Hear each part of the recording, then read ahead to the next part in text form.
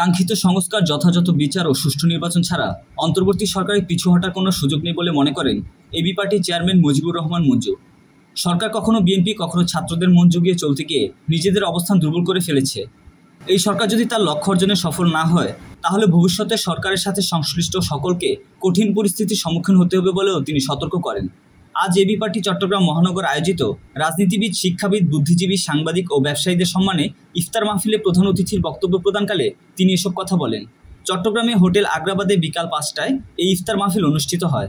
এতে সভাপতিত্ব করেন চট্টগ্রাম মহানগর এবি পার্টির আহ্বায়ক অ্যাডভোকেট গোলাম ফারুক।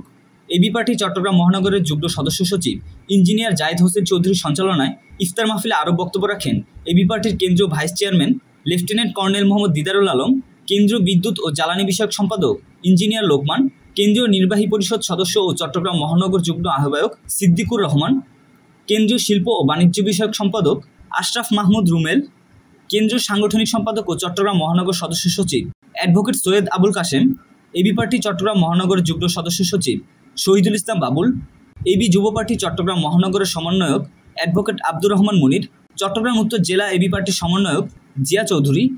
মাহফিলে বিএনপি, জাতীয় নাগরিক পার্টি, জনসংহতি আন্দোলন, ইসলামী আন্দোলন বাংলাদেশ, বৈষম্য বিরোধী ছাত্র আন্দোলন, রাষ্ট্র সংস্কার আন্দোলন, শিক্ষক প্রতিনিধি, ব্যবসায়ী, সাংবাদিক, লেখক, বুদ্ধিজীবী সহ চট্টগ্রামে বিশিষ্ট ব্যক্তিবর্গ অংশগ্রহণ করেন।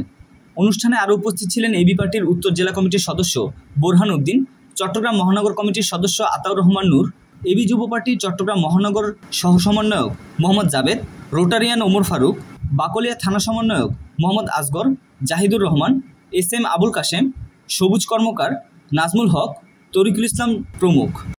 সকলকে একসাথ করার অনুপ্রেরণা জুগিয়েছে। আমাদেরকে একটা টেকসই ঐক্য তৈরি করতে হবে, এবং যেই টেকসই ঐক্য শুধু পার্লামেন্ট নির্বাচন না, আগামী 10 বছর বাংলাদেশকে একটা সঠিক অবস্থানে ফিরিয়ে নেওয়ার স্বপ্ন নিয়ে আমাদেরকে কাজ করতে হবে। যদি আমরা শুধু সামনের নির্বাচনের বিজয়টাকে বিজয় হিসাবে দেখি, তাহলে এর পরবর্তীতে একটা ভয়ানক বিষাদ আমাদের জন্য অপেক্ষা করবে।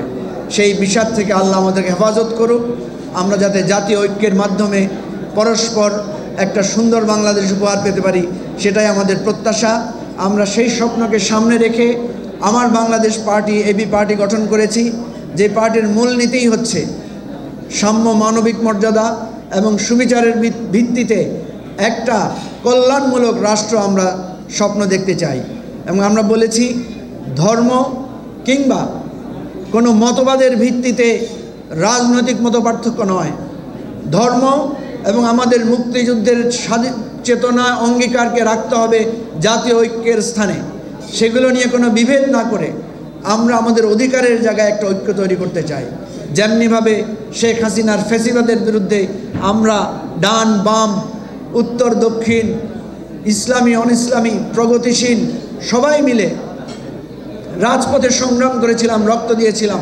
সেই ঐক্যের কথাই এবি পার্টি বলছে, এবং সেই অধিকারের রাজনীতির ভিত্তিতে আমরা একটা কল্যাণমূলক রাষ্ট্র গড়ব। সেই দাওয়াত আপনাদেরকে দিলাম। এবি পার্টির দরজা আপনাদের সবার জন্য আমরা খোলা। আমাদেরকে আপনারা পরামর্শ দেবেন, আমাদেরকে উপদেশ দিবেন, আমাদেরকে সঠিক দিক নির্দেশনা দিবেন। ইনশাআল্লাহ আমরা যাতে নতুন রাজনৈতিক বন্দোবস্তের একটা সাফল্য অর্জন করতে পারি, সেই দোয়া আপনাদের কাছে রইল। আসসালামু আলাইকুম ওয়া রাহমাতুল্লাহি ওয়া বারাকাতুহু।